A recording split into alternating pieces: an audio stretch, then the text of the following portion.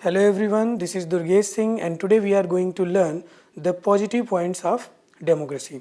So पहले के video में हम लोगों ने नेगेटिव देखा था, अब हम लोग पॉजिटिव पॉइंट्स की बात करते हैं.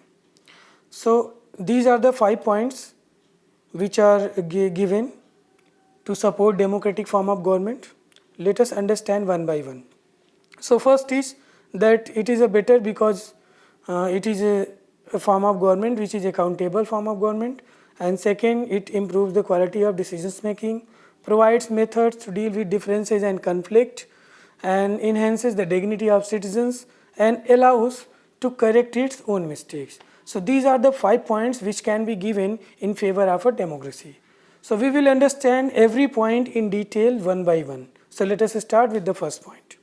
So the first point is a democratic government is a better government because it is a more accountable form of government. So let us understand this with the help of a story from China. So in China, in 1958 to 1969 के बीच में एक बहुत ही बड़ा famine आया था और अगर आप देखो तो it is worst recorded famine in the world of history in the world history. तो हिस्ट्री में अगर देखें तो ये सबसे वर्स्ट रिकॉर्डेड फेमाइन है. इसमें नियरली 3 करोड़ पीपल मारे गए थे, नियर अबाउट 3 करोड़ पीपल. तो ये काफ़ी बड़ा नंबर है और ये चाइना की कंडीशन थी. अब अगर इंडिया की बात करें तो इंडिया में उस समय हमारी कंडीशन बहुत अच्छी नहीं थी ड्यूरिंग दैट टाइम, और बट इंडिया ने इस तरह का कभी भी फेमाइन फेस नहीं किया. India did not have a famine of the kind China had. So ये ऐसा क्यों हुआ कि चाइना में इतने लार्ज स्केल पे लोग मारे गए और इंडिया में उसका इतना इम्पैक्ट ही नहीं पड़ा. तो इकोनॉमिक्स ने इसको जो है एनालाइज किया कि why this happen, why did this happen. तो देखिए जो पहला आर्गुमेंट देते हैं इसके फेवर में, वो बोलते हैं क्योंकि गवर्नमेंट की जो पॉलिसीज़ थी वो डिफरेंट थी. अब इसमें क्या थे, जैसे कि जो एग्जिस्टेंस डेमोक्रेसी थी इंडिया में वो कहीं ना कहीं काफ़ी हद तक रिस्पॉन्सिबल थी जिसके कारण कि इंडिया में फेमाइन नहीं है.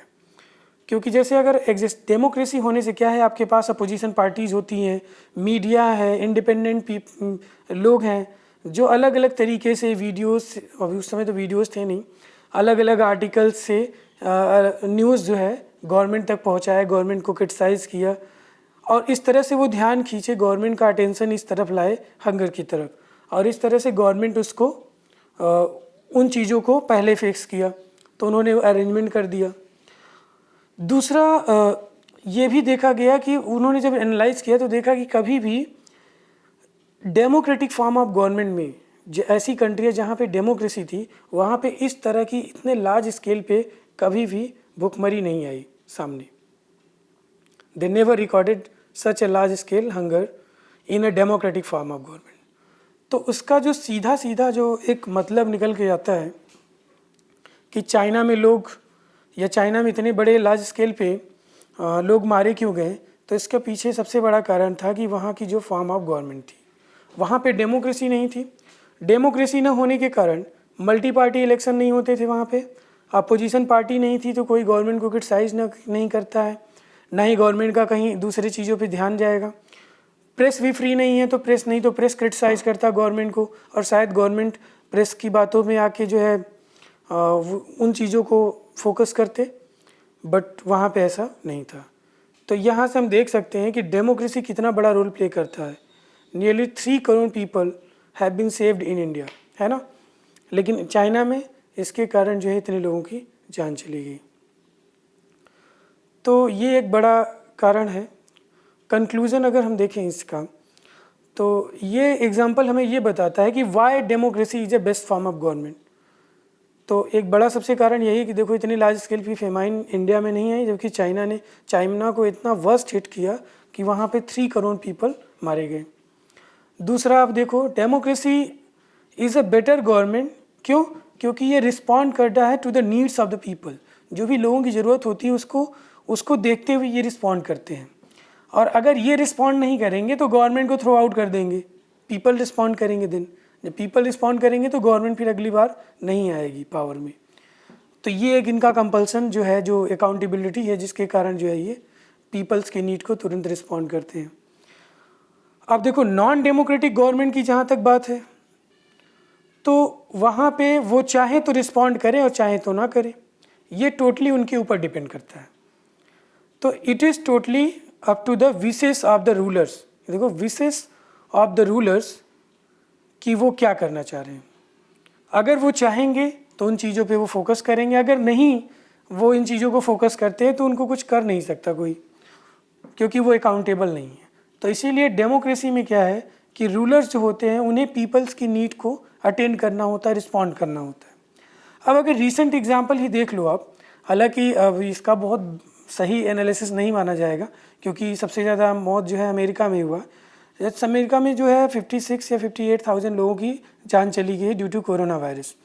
और वहीं पे अगर हम इंडिया को देखें तो इंडिया काफ़ी सेफ़ अभी सेफ़ है। और बाकी इटली में देख लो, और भी फ्रांस है, स्पेन है, ब्रिटेन है, ये सब वर्स्ट हिट कंट्री हैं कोरोना वायरस के कारण। तो इसका सबसे बड़ा एक हम जो कारण जो निकल के सामने आ रहा है वो इस वजह से क्योंकि चाइना में जो है डेमोक्रेसी नहीं थी। तो चाइना में डेमोक्रेसी ना होने के कारण वहाँ की जो न्यूज़ थी, वहाँ पे ट्रांसपेरेंसी नहीं है, गवर्नमेंट का हर जगह कब्जा है, गवर्नमेंट के खिलाफ कुछ हो नहीं सकता।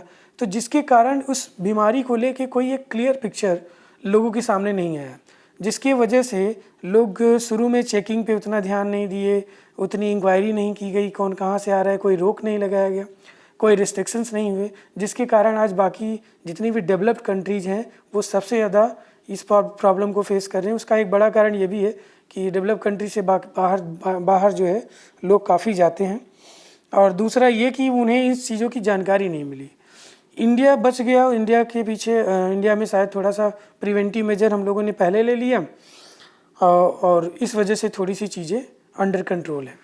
अगर चाइना एक डेमोक्रेटिक कंट्री होता, इसी पर्सपेक्टिव में देखें तो हमें ये आइडिया लग जाता कि अब देखो वहाँ पे कितने लोग मारे गए हैं, ये भी कुछ आइडिया नहीं है, कहाँ से निकला है। इन्वेस्टिगेशन के लिए अभी यूएसए की एजेंसी जाना चाहती थी, ऑस्ट्रेलिया की जाना चाह रही हैं, उनको भी अलाउ नहीं कर रहे हैं। तो वो एक डेमोक्रेटिक कंट्री नहीं है, तो इस वजह से अब वो चीज़ों को छुपाना चाह रहे हैं। उसमें क्या प्रॉब्लम है आई डोंट नो, लेकिन ये है कि हमें अभी एग्जैक्ट डेटा भी नहीं मालूम है। शुरुआत हुआ था चाइना से और वो अभी डेटा बता रहे थे अभी इससे पहले कि शायद 22,200 लोग मारे गए, अभी उन्होंने चेंज करके 3,200 कर दिया है। आई थिंक चेंजेस लाए वो डेटा में, इतने लोग नहीं मारे गए होंगे क्योंकि जो कंट्रियां बहुत पहले प्रिवेंटिव मेजर ली हैं वहाँ पे भी लगभग इतने लोग मारे गए। इवन अमेरिका में 58,000 जो कि बाद में इसका स्कोप हुआ। चाइना में इतने कम लोग मारे गए, इसका कोई वही नहीं है, प्रूफ ही नहीं है कि इतने ही लोग मारे गए हैं। तो कहीं ना कहीं वहाँ पे लार्ज नंबर पे लोग मारे गए और इस न्यूज़ को चाइना ने जो है सप्रेस कर दिया, और सप्रेस करने के कारण पूरे वर्ल्ड की कंट्रियाँ इस समय इस पैंडेमिक से पूरी तरह से प्रभावित है, उसमें इंडिया भी है। तो ये एक बड़ा वर्स्ट कंडीशन हमें देखने को मिल रहा है due to non democratic government, हम कह सकते हैं। तो इस तरह से आप देख सकते हो कि डेमोक्रेटिक गवर्नमेंट होना, अब जैसे हमें अमेरिका के बारे में इसीलिए पता चल जा रहा है कि वहाँ पे 58,000 लोग मारे गए क्योंकि वहाँ पे डेमोक्रेसी है, और चाइना में 3,000 बता रहे हैं। तो चाइना का रियल ग्राफ इसलिए नहीं पता चल रहा क्योंकि वहाँ पे नॉन डेमोक्रेटिक गवर्नमेंट है। इस तरह से वहाँ की चीज़ों को, वहाँ के न्यूज़ को, सब चीज़ को सप्रेस कर देते हैं। तो दिस इज़ ऑल, और ये आप देख सकते हैं ये क्वेश्चंस हैं, इस क्वेश्चंस को आप सॉल्व कर लीजिएगा, आप इजीली इसको कर ले जाएंगे। So this is all, thank you for listening and God bless you all.